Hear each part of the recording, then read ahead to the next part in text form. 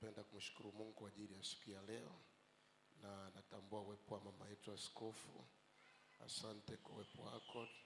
Lakini pia natambua administrator, kwa maana wachungaji pia, na wachungaji wote walioko hapa mbele, wazee wa kanisa, mashemasi na kila mshirika aliyoko mahali hapa. Nasema Bwana Yesu asifiwe sana. Nasema Yesu asifiwe. Amen. Amen. Majina yangu nimekwisha kutajwa tayari. Naitwa Samueli Ibrahim Washambwa. Mimi ni mchungaji pale Moshi Faraja Seminari, shule ambayo ilianzishwa na WWK.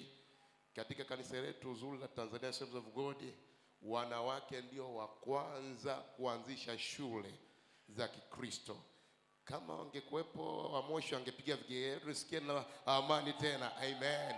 Nyie ndio wa kwanza ambao mlianzisha shule, na kwa neema ya Mungu ile shule pia mimi nilisoma miongoni mwa wanafunzi wa kwanza, na baadaye nikaajiriwa serikalini, lakini nikarudi tena kuwa mchungaji hapo Moshi. Kwa hiyo namshukuru Mungu sana kwa ajili ya neema hiyo ambayo ameachilia kwetu. Lakini pia kwa neema ya Mungu amenibariki, nimeoa na mke mmoja na watoto wawili. Bwana Yesu asifiwe sana. Na pia napenda kushukuru Mungu kwa ajili ya baba askofu kwa kibali hiki kuruhusu niwepo mahali hapa, na Mungu ambariki sana. Toka siku 3 zote tumekuwa pamoja naye Morning Glory, na furahi pia kukuona na wewe jioni ya leo. Mungu akubariki sana sana. Amen. Hili ni kanisa langu. Nikiwa nasoma primary nisoma Kimanga, kwa hiyo Sunday school nilikuwa nakuja hapa, na leo nimefurahi kuja tena kuhudumu tena. Amen. Naomba tuende kwenye maneno ya Mungu tena jioni ya leo. Takuwa na somo ambalo nitatembea nalo mpaka Jumapili.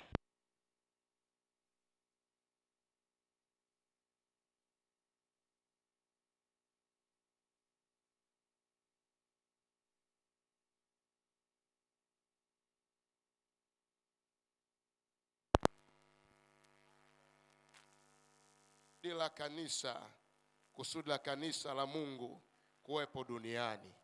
Kusudi la kanisa la Mungu kuwepo duniani. Kusudi la kanisa la Mungu kuwepo duniani. Tutakuwa tunaongea hapo juu ya kusudi, sababu ya kanisa la Mungu kuwepo duniani. Tunapojua sababu, tunapojua papa sababu, inatusaidia kufanya vizuri zaidi. Na mimi naamini sote tulioko hapa tunafahamu, lakini kwa neema ya Bwana tutakumbushana pamoja mambo machache. Kusudi la Mungu, kusudi la kanisa kuwepo, kanisa la Mungu kuwepo duniani. Bwana Yesu asifiwe sana. Pamoja nami fungua maandiko haya, kitabu kile cha Warumi sura yake ya 12 na ule mstari wa 4 na wa 5. Lakini pia Wakolosai sura ya 1 mstari wa 18. Lakini pia tutasoma kitabu cha Mwanzo sura ya 12 na ule mstari wake wa 3. Amen. Naomba tuombe. Baba, nakushukuru. Asante kwa ajili ya jioni ya leo. Asante kwa kuwa uko hapa, maana umesema 2 au 3 watakapokusanyika kwa ajili ya jina lako, wewe utakuwepo katikati yao. Na mimi Mungu ninaomba uwepo wako uwepo katikati yetu. Bwana, asante kwa sababu uko sasa mahali hapa. Na mimi naomba tuhudumie, na mimi naomba tuguse. Achilia neema yako tena. Wewe ndiye mwalimu wa kweli unayejua kufundisha. Naomba tufundishe, naomba kutana nasi. Kwa jina la Yesu nimeomba. Amen. Kitabu cha Warumi sura yake ya 12 mstari wake wa 4 na ule wa 5. Kitabu cha Warumi sura yake ya 12 mstari wake wa 4 na wa 5. Biblia inasema, kwa kuwa kama vile katika mwili mmoja tuna viungo vingi, wala vyote havitendi kazi moja, vivyo hivyo na sisi tulio wengi tu mwili mmoja katika Kristo, na viungo kila mmoja kwa mwenzake. Nianze na neno hili kanisa, na kanisa kwa lugha ya Kiyunani tunasema ni ecclesia. Ecclesia kwa maana ya maana yake waliotolewa, means out of, waliotolewa. Lakini pia ecclesia ina maana ya walioitwa. Kwa maneno mengine tunasema kanisa ni watu walioitwa na Mungu. Kanisa ni watu walioitwa na Mungu.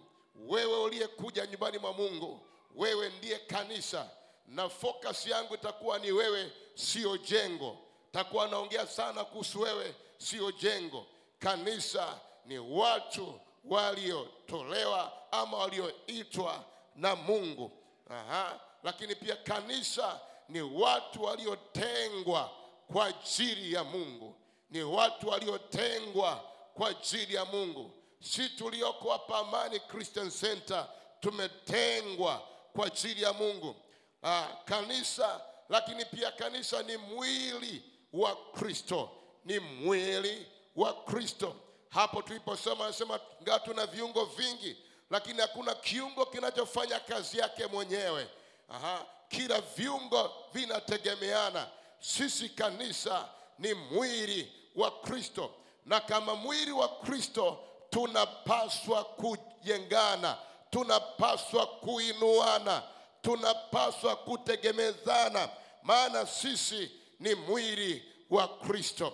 Mungu ametuita, ametutoa kwenye dhambi, ametuita tufanyike watoto wake ili tufanye yaliyo mapenzi ya kwake. Jamani, haleluya. Kitabu kile cha Mwanzo sura 12 tuone mfano mzuri wa mwito wa Mungu. Mwanzo sura yake 12 ule mstari wake wa kwanza mpaka wa 3. Mwanzo sura yake ya 12 mstari wa kwanza mpaka wa 3. Biblia inasema Bwana akamwambia Abraham, toka wewe katika nchi yako na jamaa zako na nyumba ya baba yako, uende paka nchi nitakayo kuonyesha, nami nitakufanya wewe kuwa taifa kubwa na kukubariki na kulikuza jina lako, nawe uwe baraka, nami nitawabariki wakubarikio, naye akulanie nitamlani, na katika wewe jamaa zote za dunia watabarikiwa. Tuseme ameni kwa Bwana wetu Yesu Kristo. Hapa tunaona mwito wa Mungu. Anapomwita Abraham kutoka katika nchi aliyoizoea, anamuita kule. Nimesema kanisa ni watu tulioitwa. Ni watu tulioitwa. Kwa hiyo Mungu tunaona anamuita Abraham mahali alipopazoea. Abrahamu anaitwa kutoka katika nchi yake, atoke. Lakini kama itoshi, anaacha ndugu zake, anaacha nyumba yake, anaacha mali zake, anaacha utajiri aliyokuwa nao. Katika nchi ya Ukadayo ilikuwa ni nchi yenye utajiri, nchi yenye mali, na watu wa kule walikuwa wamefanya pia maovu mengi. Lakini Abrahamu, Mungu anamuita, anamwambia toka huko. Jamani, haleluya. Kwa nini anamuita toke huko? Mungu anatotaka kumtumia mtu, anamtoa mahali pasipofaa, anamweka mahali panapostahili. Mtu mmoja aseme ameni kwa Yesu Kristo. Na kama itoshi, anambadilisha mpaka jina lake kuitwa baba wa mataifa. Hawezi kuwa baba wa mataifa hivi, lazima awe mbarikiwa. Jamani, haleluya. Lazima awe mbarikiwa. Kwa Mungu naona anamuita Abraham. Watu wa Mungu Christian Center tumeitwa na Mungu. Sio sisi ambao tumemchagua Yesu, bali ni Yesu ametuchagua. Sio sisi tuliojiokoa, bali ni Yesu ametuokoa. Kama kuna mtu ameokolewa na Yesu, apige kelele aseme ameni kwa Yesu Kristo aliye hai. Kwa hiyo Mungu anamtoa kule Uru wa Ukadayo. Kwa nini? Mahali pale walikuwa wanaabudu miungu, walikuwa wanaabudu masanamu, kulikuwa na uchafu mwingi unafanyika. Mungu anaamua kumtoa huko. Sisi kanisa la Mungu, Mungu ametutoa kwenye uchafu, ametutoa kwenye dhambi. Kama familia za kwetu kina Mwashambwa, tumetokea kwenye uchifu huko. Mungu ametutoa huko ili tulitangaze jina lake, ili tutangaze matendo yake. Jamani, haleluya, haleluya. Kwa hiyo wewe pia Mungu amekuita ili ufanyike baraka. Jamani, haleluya. Ikiwa Mungu ametuita, kuna vitu lazima tuviache, kama Abrahamu alivyoacha ndugu zake, kama Abrahamu alivyoacha rafiki zake, alivyoacha nyumba zake, alivyoacha mali yake. Kuna vitu tulioitwa hatupaswi kutembea navyo. Kuna vitu viovu havipaswi kutajwa kwetu. Jamani, haleluya. Kuna vitu havipaswi kutamkwa kwetu, kwa sababu sisi tumeitwa. We are called, tumeitwa na Mungu aliye hai. Jamani, haleluya. Ikiwa Mungu ametuita kama kanisa, kuna maisha tunapaswa kuyaishi, maisha yaliyo safi ya kumpendeza Mungu.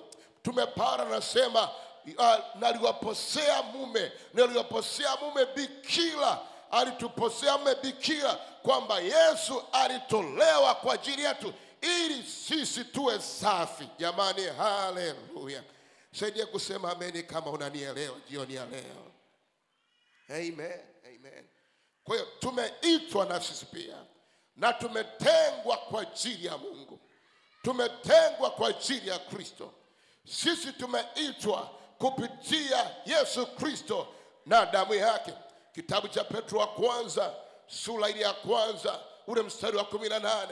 Petro wa kwanza sura ya kwanza ule mstari wa 18.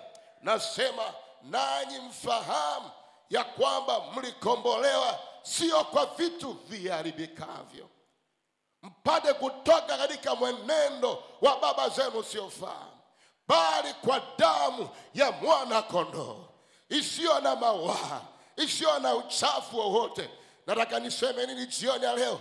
Kanisa la Mungu, wewe ni mtu wa thamani sana, kwa sababu umekombolewa kwa damu ya thamani.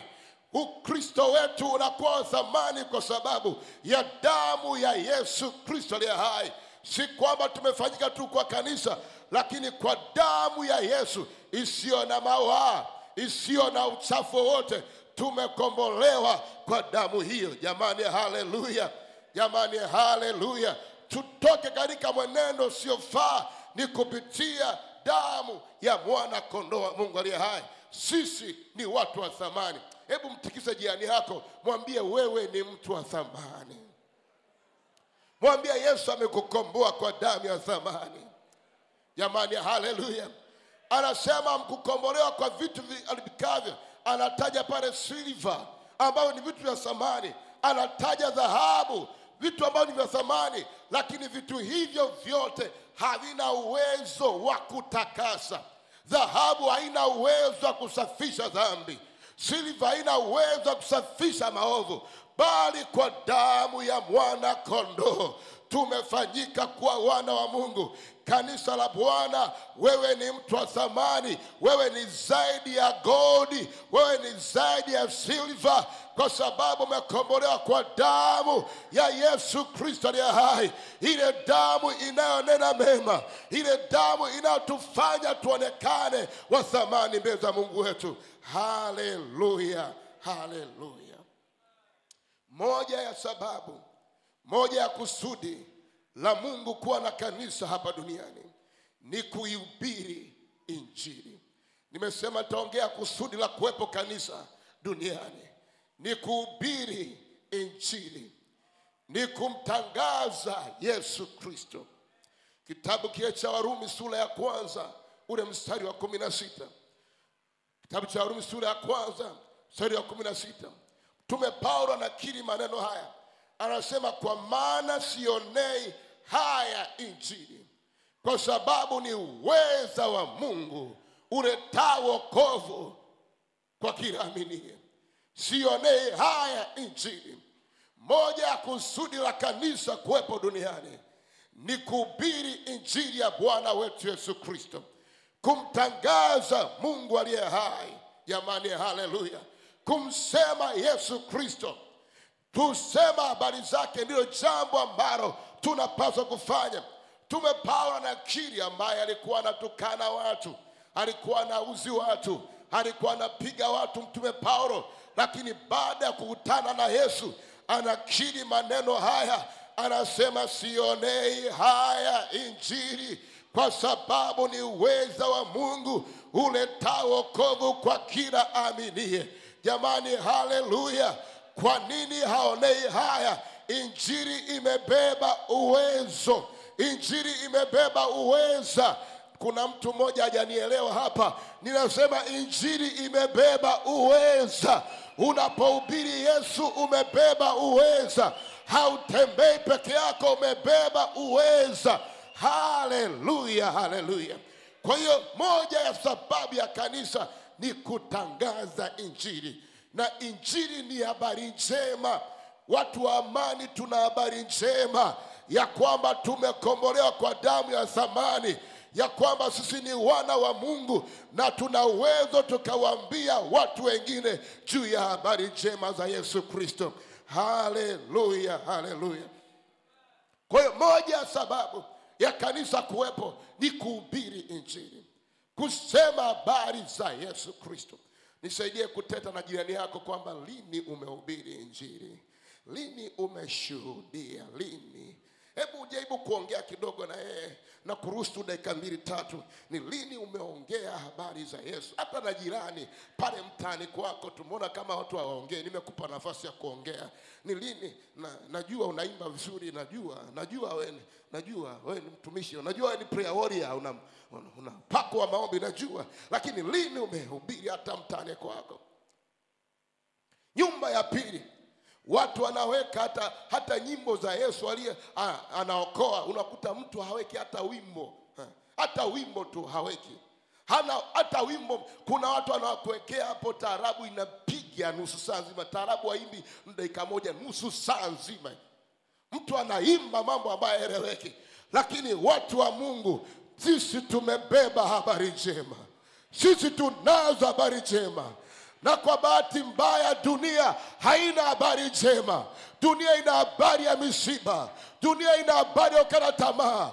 Dunia ina habari ya kujinyonga. Ni nani mwanamke asimame? Ni nani kijana asimame? Ni nani mtu amke leo aseme Yesu ni uzima? Aseme Yesu anaokoa. Aseme Yesu anatengeneza mambo. Jamani, haleluya, haleluya. Nisaidie kuhubiri. Mwambie jirani yako usikae na habari njema. Mwambie tena usikae na habari njema. Haleluya, haleluya. Kitabu cha Mathayo 28 mstari wa 19. Kitabu cha Mathayo 28:19. Mathayo 28:19. Mathayo 28:19. Tunaona Yesu anapofufuka, alipowatokea wanafunzi wake, haya ndiyo maneno aliyosema. Alipowatokea wanafunzi wake, haya ndiyo maneno aliyosema: basi enendeni mkafanye mataifa yote kuwa wanafunzi wangu, mkiwabatiza kwa jina la Baba, la Mwana na la Roho Mtakatifu. Napenda mstari wa 20, asema kuwafundisha kuyashika yote niliyoamuru ninyi, na tazama mimi niko pamoja nanyi siku zote hata ukamilifu wa dahari. Haya ndiyo maneno ya Yesu alipofufuka. Alipotokea wanafunzi, anawaambia go. Anawaambia enendeni. Neno enendeni halikuwa na maana ya watu fulani. Unaenda kwa kila kabila, kila tamaduni, kila kacha. Unaenda kwa kila mtu. Yani kila mtu anapaswa apate, kila kabila linapaswa lipate habari njema. Jamani, haleluya. Kwa hiyo unaona jinsi ambavyo Mungu anataka watu wamjue. Agizo analowapa wanafunzi ni kwenda kutangaza habari zake, wakaseme matendo yake. Nisikize nikwambie, kama unatoka unasema habari za Yesu, hautarudi kama ulivyotoka. Mara nyingi nimeona tunapotoka unarudi na shuhuda, unarudi mapepo yameondoka, unarudi kuna mtu ameachiliwa alikuwa na magonjwa, unarudi kuna mtu alikuwa amekata tamaa anapata nguvu. Mtu yoyote anayetoka kusema habari za Yesu anarudi na shuhuda, anarudi na matendo makuu ya Mungu anayofanya. Nataka niongee na Amani Christian Center jioni ya leo ya kwamba Mungu ameahidi uwepo wake kwa mtu anayeenda kutangaza habari zake. Maana kusudi la Yesu kuja ni kujenga mwili wa Kristo, ni kuimarisha mwili wa Kristo. Lazima tukawaambie waliokata tamaa, yuko Yesu anayeponya, yuko Yesu anayeokoa. Haleluya, haleluya. Bwana Yesu asifiwe sana. Jamani, haleluya. Tunapotoka kuhubiri injili, jambo la kwanza kujifunza, ule uwepo wa Mungu unaenda pamoja na sisi. Ule uwepo wa Mungu unaenda pamoja na sisi. Hautaenda peke yako. Mara tu nasema habari za Yesu, lile neno limevuviwa, lile neno lina nguvu, kwa lazima litafanya jambo jipya, lazima litaleta matokeo. Tuseme ameni kwa Bwana wetu Yesu Kristo. Tunapohubiri habari njema, tunatangaza upendo wa Mungu kwa watu. Tunapoambia upendo wa Mungu kwa watu, Mungu hatanyamaza, atajidhihirisha kwa watu. Mungu atafanya, Mungu atatenda kwa sababu tumemsema yeye. Jamani, haleluya. Kwa nini watu hawahubiri habari za Yesu na wanazifahamu? Kwa nini watu hawasemi? Hebu tuone kitabu kile cha Matendo sura yake ya 4 na ule mstari wake wa 7. Matendo sura yake ya 4 na ule mstari wake wa 7. Matendo sura yake ya 4 ule mstari wake wa 7. Tuone jambo moja, kanisa la kwanza, jinsi ambavyo lilikuwa linafanya mambo yanatokea. Linasema mstari wa 7 na wa 8. Nasema walipoweka katikati wakawauliza, kwa nguvu gani na kwa jina la nani mnafanya haya? Ndipo Petro akijaa Roho Mtakatifu akawaambia, enyi wakubwa, watu na wazee wa Israeli, kama tukiulizwa leo habari za jambo jema alilofanywa yule mtu dhaifu, jinsi alivyoponywa, jueni nyote na watu wote wa Israeli kuwa jina la Yesu Kristo wa Nazareti, ambaye ninyi mlimsulubisha, Mungu amemfufua katika wafu, na kwa jina hilo mtu huyu amesimama ali mzima mbele yenu. Jamani, haleluya. Jamani, haleluya. Tunaona hiki kisa ni Petro na Yohana walipokuwa wanaenda ibadani saa kusali, walipomwinua yule kiwete, kuna wazee wakakasirika, kuna watawala wakakasirika wakati ule, wakawaweka kikao kina Petro. Wanauliza, ni kwa jina la nani, ni kwa nguvu ipi ambayo mnatumia? Mtu huyu ametembea ambaye alikuwa kiwete, ni kwa nguvu ipi ambayo mnafanya maajabu yanatokea? Anasema, jamani, ni yule Yesu, nyinyi watu wa Yerusalemu na watu wa Israeli, jueni yule Yesu mliyemsulubisha ndiye anafanya mambo haya, ndiye anafanya mambo haya. Nataka niongee nini jioni ya leo? Bado jina la Yesu lina nguvu ya kuokoa. Bado jina la Yesu na uwezo wa kuponya. Bado jina la Yesu na uwezo wa kufungua. Ni vile tu watu hawajafungua midomo yao na kusema habari za Yesu, lakini mara unasema utaona mambo makubwa yakitokea. Jamani, haleluya. Nisaidie kusema ameni kubwa kwa Yesu Kristo. Na nisaidie kusema ameni kubwa kama unanielewa. Nataka nikwambie, nguvu bado ipo katika jina la Yesu. Bado ipo. Leo shetani anatufunga vinywa tusiongee. Moja silaha ambayo anaitumia shetani, ubaki umeokoka lakini usihubiri. Ubaki umeokoka lakini usishuhudie. hawa kina Petro na Yohana wanakatazwa, msihubiri tena, msiseme tena kwa jina hilo. Wanakamatwa na kuwekwa chini, wanawekwa kwenye kikao, wasihubiri, wasiseme kwa jina hilo. Kwa nini? Jina la Yesu bado lina maajabu. Acha niseme jina la Yesu ni zaidi ya chumvi. Acha niseme jina la Yesu ni zaidi ya mafuta. Acha niseme jina la Yesu ni zaidi ya chochote kile kinachojulikana. Tukilipa heshima yake, jina la Yesu litafanya maajabu tena. Haleluya, haleluya. Jina la Yesu bado lina nguvu ile ile, lina uweza ule ule. Nilikuwa nafanya mkutano pale Moshi, wakati nimemaliza kuhubiri nikaitwa, tukaenda kwenye nyumba moja, na kuna mama amekaa karibia miaka 3, ameshindwa kufanya biashara, ana magongo yake. Mtoto akaniita pamoja na wenzangu nilikuwa natumika nao, tukaenda. Wakati tumeenda pale, tukaomba na yule mama, tukaomba, alikuwa na magongo yake yakaachia, miaka 3 ambayo hajafanya biashara. Hilo jina la Yesu likamuinua. Nisikilize tena jioni ya leo, ile jina la Yesu bado lina nguvu.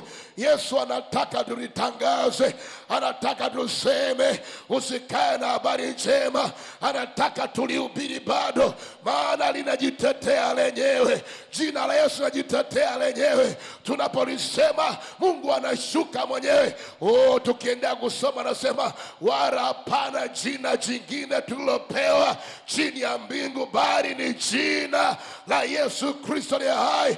Watu wa Amani Christian Center tumepewa jina la Yesu Kristo aliye hai, lenye habari njema kwa dunia, lenye habari njema kwenye maisha yetu. Linaweza likafanya hata leo. Miaka 3 mtu amekaa nyumbani, hawezi kwenda, ni kama ameparalyze, miguu yake haina nguvu, hawezi tembea, hawezi fanya chochote, lakini Yesu bado anajitetea. Tunapomwita anaonekana. Mimi sielewe jioni ya leo na changamoto gani, bado ninalisema jina la Yesu halija expire. Jina la Yesu bado lina uweza ule ule. Mtu mmoja akiamini bado utafunguliwa. Hata kama umehudhuria ibada nyingi hujapona, nakwambia jioni ya leo inaweza kuwa ya kwako. Kusudi la Mungu duniani ni watu wawe huru kupitia jina lake. Wawe huru kupitia jina lake. Hilo jina lina nguvu, lina uwezo. Hatujapewa jina lingine, hatujapewa jina jingine. Hilo jina limebeba wokovu, limebeba msamaha. Yesu maana yake Mwokozi. Yesu maana yake Emmanuel, maana yake Mungu pamoja na sisi. Lazima adhihirike katikati yetu, maana tunamsema aliye hai. Jamani, haleluya, haleluya. Naomba niseme mambo machache ya tofauti ya injili na isiyo injili. Tofauti ya injili, injili halisi na ambayo sio injili. Leo kuna watu wanahubiri kitu ambacho sio injili. Injili ya kweli tunasema hivi: njoo kwa Yesu, umpe maisha yako ayatawale.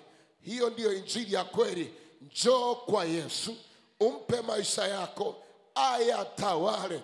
Ikiwa unaenda kuhubiri, lazima useme Yesu ayatawale. Yesu maana yake ni Mwokozi. Injili ya kweli tunamtaka Yesu awe mtawala. Maana ya jina Bwana maana yake mtawala, maana yake the owner. Mungu tunaposema Yesu ni mtawala, hiyo ni injili ya kweli. Tunamwambia mpe Yesu maisha yako ayatawale. Unaposema hivyo maana yake unahubiri injili ya kweli. Yesu atawale maisha yako, Yesu atawale maisha ya mtu. Hiyo ndiyo injili ya kweli. Lakini kuna watu wanahubiri injili ambayo sio sahihi. Wanasema njoo kwa Yesu upokee uponyaji, upokee furaha, upokee mafanikio. upokee amani. Hiyo sio injili ya kweli. Injili ya kweli ni Yesu awe mtawala. Akitawala yeye anaachilia amani. Akitawala yeye anaachilia furaha. Akitawala anaachilia ushindi. Yeye awe Bwana na Mwokozi wa maisha yako. Ikiwa kuna injili inahubiriwa mafanikio, hiyo sio Yesu. Lakini injili ya kweli ni Yesu akitawala, yeye ndiye anatupa akili, yeye ndiye anatupa nguvu za kuwa utajiri. Haleluya, haleluya. Kwa hiyo njoo kwa Yesu, umpe Yesu maisha yako, ayatawale. Ndio injili ya kweli. Sio njoo kwa Yesu upokee magari, njoo kwa Yesu upokee nyumba. Ukija ukipokea nyumba alafu unarudi tena nyuma, hiyo sio injili. Injili lazima Yesu awe mtawala. Atawale maisha yako. Anatawala asubuhi, anatawala jioni, anatawala usiku, majira yote. Ndio maana wengine wakikabwa usiku, si tunaamka asubuhi ni wazima, kwa sababu Yesu anatawala kila kitu kwenye maisha yetu. Nisaidie kusema amen kubwa kwa Yesu Kristo. Jambo la pili, tunapohubiri juu ya injili ya kweli, tunasema tafuta kwanza ufalme wa Mungu na mengine tutazidishiwa. Mathayo 6:33. Tafuta kwanza ufalme wa Mungu na haki yake, nayo mengine yote tunazidishiwa. Kwa injili ya kweli, Mungu anakuwa wa kwanza, anatafutwa Yesu kwanza. Kuna watu wanataka vya Yesu lakini hawamtaki Yesu. Tunamtaka Yesu lakini hawataki vya Yesu. Nataka nikwambie, injili ya kwanza tunatafuta ufalme wake. Ufalme wake manake utawala wake. Mungu atawale, Yesu atawale. Hiyo ndiyo injili ya kweli ambayo inapaswa kuhubiriwa. Yesu kwanza, Yesu kwanza. Kwenye biashara Yesu kwanza, shuleni Yesu kwanza, kwenye maisha Yesu kwanza. Injili ya kweli ni Yesu kwanza, wala sio vitu vingine. Nasema ni Yesu kwanza. Anatafutwa na ufalme wake, anatafutwa na utawala wake. Akitafutwa na utawala wake, uzuri wa Yesu waga anakuja, uzuri wa Yesu waga anashuka. Akitafutwa na ufalme wake, anakuja katikati ya watu wake. Nisaidie kusema amen kwa Yesu Kristo aliye hai. Injili sio ya kweli inasemaje? Tafuta baraka tu, tafuta baraka tu. Injili sio ya kweli wanakuambia tafuta baraka tu. Utabarikiwa huko, utainuliwa huko, utafanyiwa hivi huko, baraka tu. Hiyo sio injili ya kweli. Injili ya kweli ni kumtafuta Yesu anayetoa baraka, Yesu mwenye baraka, Yesu mwenye kila kitu. Ndiyo injili ya kweli. Jamani, haleluya. Lakini injili ya kweli ni Yesu kuwa ni Yesu ni Bwana na mimi ni mtumishi wake. Yesu ni Bwana na mimi ni mtumishi wake. Injili ya kweli tunasema Yesu ni Bwana na mimi ni mtumishi wake. Lakini injili ambayo sio ya kweli, wanasema Yesu ni mwokozi tu wala sio Bwana. Yesu ni mwokozi tu wala sio Bwana. Injili ya kweli tunasema Yesu ni Bwana na mimi ni mtumishi wake. Jamani, haleluya. Jamani, haleluya. Yesu ni Bwana, maana yake mtawala wa maisha yangu. Mimi natumika tu, mimi ni chombo tu. Hata mtu akipona, hata mtu akifunguliwa, mimi nabaki kuwa chombo tu. Mimi ni chombo tu, lakini yeye anapata utukufu na heshima. Haleluya, haleluya. Ambao wanahubiri habari za Yesu ni mwokozi tu wala sio Bwana, hawampi nafasi yeye awe Bwana. Na tunaweza tukawaona wale ambao wanamkataa Yesu kuwa Bwana kwa maisha yao. Hata wakija kanisani wanasumbua.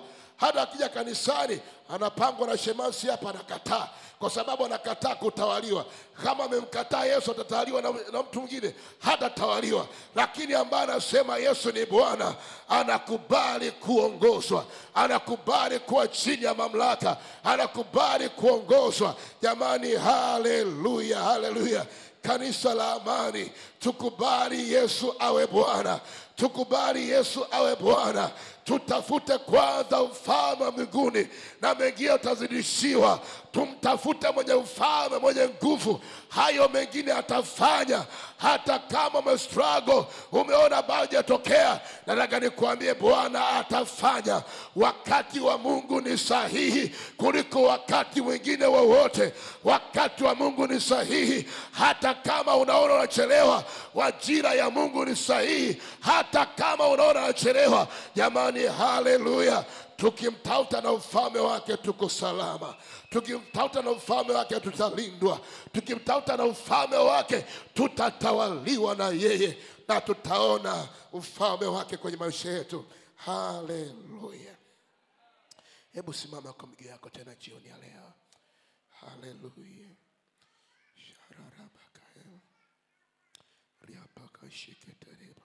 Simama kwa miguu yako, natamani tukamwabudu Mungu wetu.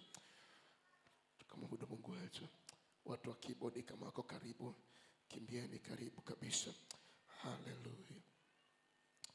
Maombi yangu yafike kwako, moyo uliopo utadharau. Ni kiu yangu, ni haja ya nifanane na. Inua mikono yako. Nifanye kama wewe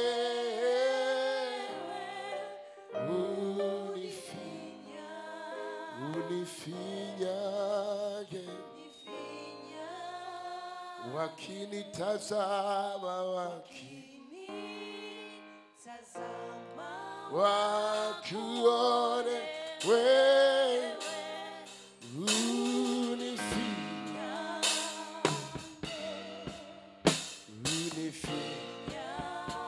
nifanye. Inua sauti yako Bwana. We Yesu unifinyage. Wakinitazama wakuone wewe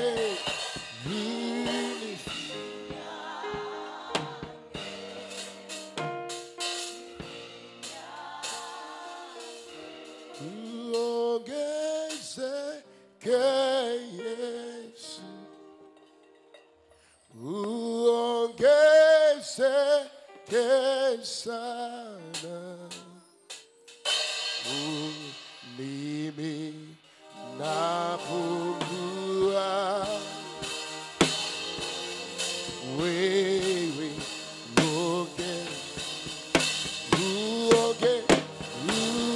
uongeze. Inua sauti yako, sema uongeze sana. We Bwana, napungua. Karabakaya masu nakatara.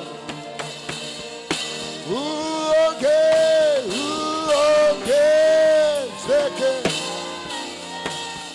Upako uongezeke ndani yako. Neema iongezeke ndani yako. We Bwana, napungua. Yesu, we uongezeke.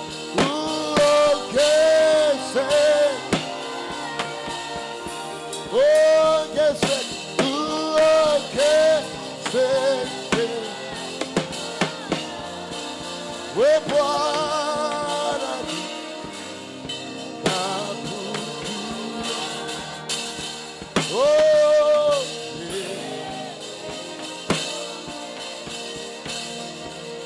Nataka uende mbele za Bwana jioni ya leo. Kusudi la Mungu duniani ni wewe ufanye aliyo mapenzi yake. Mwambie Bwana, nimekuelewa. Roho Mtakatifu nisaidie. Roho Mtakatifu achilia neema ndani yangu. Kinywa chako kikaseme habari za Yesu. Kinywa chako tangaze matendo makuu ya Mungu. Ikiwa ulikuwa umenyamaza, mwambie Bwana, naanza tena. Bwana, naanza tena. Achilia neema tena. Achilia nguvu tena. Inua sauti yako mbele za Bwana. Mwambie Bwana, nisaidie. Mwambie Bwana, niwezeshe. Ile nguvu yake imeahidiwa, uwepo wake umeahidiwa, ya kwamba anakuwa pamoja na kila mmoja ambaye anatangaza habari za Yesu, anasema habari za Yesu. Mwambie Bwana, niko tayari. Mwambie Bwana, niko tayari. Inua sauti yako mbele za Bwana. Rabakaya Mashia, rekatara rabashaya, yanda rabakayama. Wewe umetengwa kwa ajili ya Bwana. Bwana amekuita ni wewe. Bwana amekuita ni wewe. Bwana amekuita ni wewe. Amekutoa kwenye ulevi, amekutoa kwenye dhambi ni wewe. Anataka uambie watu wengine habari njema. Mwambie Bwana Yesu, niko hapa. Achilia mafuta tena. Rapakaya Masaya, repo sheke terebo, shandara rabakayama, erebo shakata, korobosia. Kwa jina la Yesu aliye hai, usikae kimya, usikae kimya. Mwambie Bwana, niko hapa. Achilia neema tena. Achilia neema tena. Ahadi ya Bwana ndio hii, nitakuwa pamoja na wewe hata ukamilifu wa dahari. Yoyote atatangaza matendo makuu ya Mungu, Bwana atakuwa pamoja na wewe.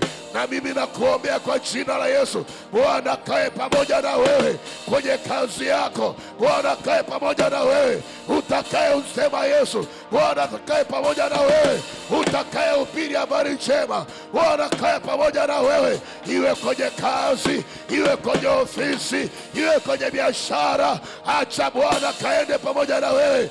Rapashakatana Masaya, rekotorobo shaya, raimasaka ya Masia, hetaka ya Masaya, robosi ya kataraba. Kwa jina la Yesu, kwa jina la Yesu, kwa jina la Yesu.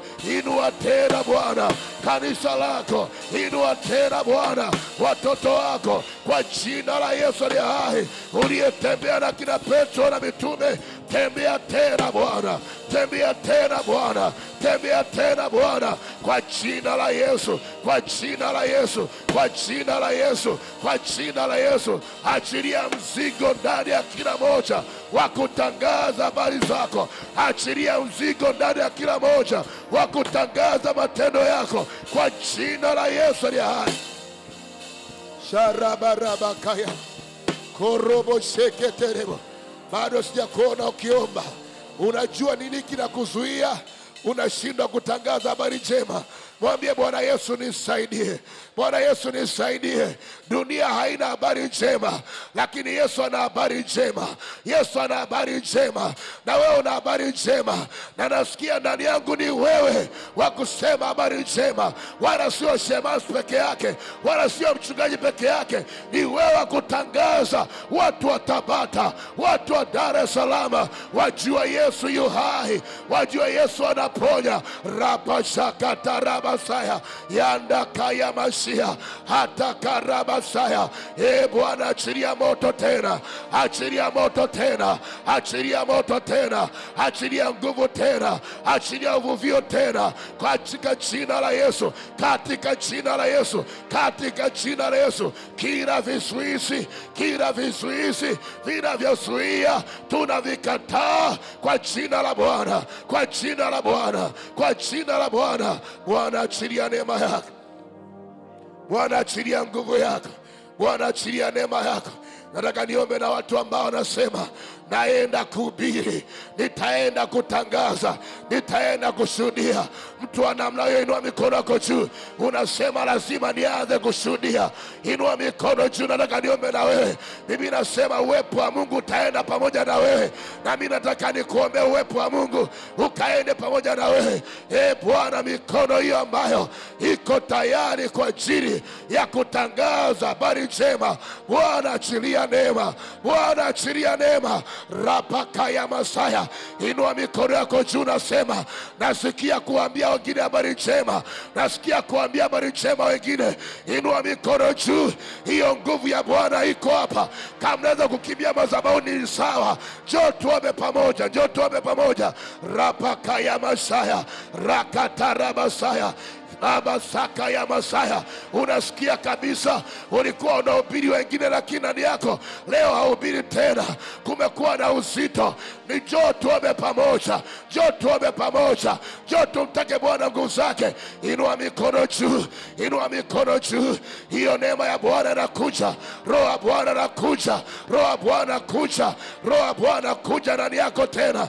Inua tu mikono yako juu. Kuna watu wanakufa dhambi kwa sababu tumenyamaza kimya. Kuna watu wanataka kujinyonga kwa sababu tumenyamaza kimya.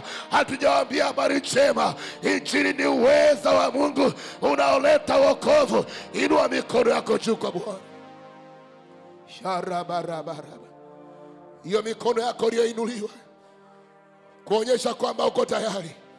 Yoyote atawekea mkono, maajabu yatafanyika.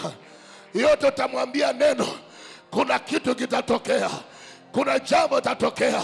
Hiyo mikono yako sio ya kawaida. Bwana anaachilia mafuta. Rabakaya Masaya. Akamwita Abrahamu na mwambia toka. Na wewe umekuja hapa mbele. Nguvu ya Bwana inakuja juu yako. Inua tu mikono yako, mwambie Bwana niko tayari. Niko tayari, niko tayari.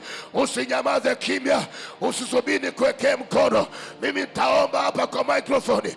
Yoyote yuko tayari. Kuna upako mpya. Kuna neema mpya. Kuna neema inaachiliwa. Rabashaka taraba. Rakaya Masaya. Bwana, mikono imeinuka kwako. Wamenyosha kwako. Wanahitaji neema yako. Yale mafuta yako. Yale mafuta mabichi. Bwana, kwa neema uliompa baba yetu Askofu Lawrence Kameta, na kwa neema ambayo umeachilia ndani yangu, Bwana naomba. Bwana naomba. Rabashaka. Rakaya Masaya. Reposia. Rakataraba. Moto wako shuke. Nguvu zako zishuke. Neema yako ishuke. Haya, pokea hiyo neema. Pokea hiyo nguvu. Kinywa chako yoyote utakayotamka yatatokea. Rabakaya Masaya. Rabashike terebo. Shande rabakaya. Robo sayataka. Rakatarabasaya. Kwa jina la Yesu, Roho Bwana kushukie. Nasema kushukie. Akushukie. Akushukie. Akushukie. Akushukie. Akushukie. Akushukie. Akushukie. Kwa jina la Yesu aliye hai. Pokea hiyo neema tena. Pokea hiyo neema tena.